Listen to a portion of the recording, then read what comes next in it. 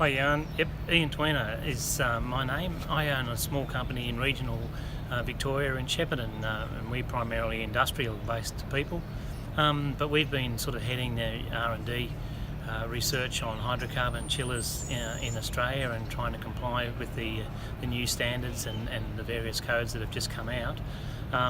See a wonderful opportunity currently in Australia for natural refrigerants and a whole change, but we've got a lot of work to do and a lot of heavy work to do in the industry.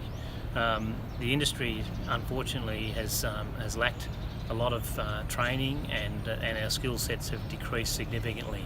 So our focus, I've just taken on the presidency of the Australian Refrigeration Association, and our focus with the ARA is to increase the educational skill sets within the industry, and primarily starting with those already existing, make them aware of AS 5149 and the implications to their businesses, and sort of then work on the consulting industry in particular to try and get them to open their minds and view that where the government has now given us direction to go to, that we head in that direction that's been clearly mandated with the signing of Kigali and COP21. So the industry has a lot of work to do, and we're really excited. We have a young team that work for us, have a fantastic young engineer in Jonathan Hare, who's working for us and leading our R&D development. So we're fortunate that we were one of the first ones involved in transcritical in this country. We did the first successfully operating transcritical plant at Exquisine Foods here in Thornbury in Melbourne.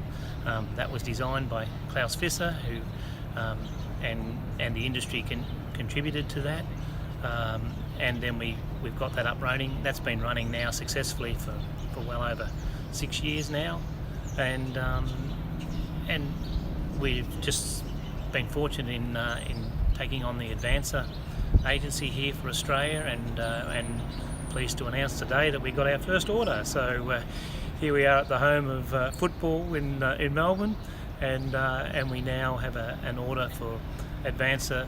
The world leaders in CO2 transcritical technology have arrived in Australia, and we've got the privilege of doing the first installation. So we're really excited about that and looking forward to a bright future.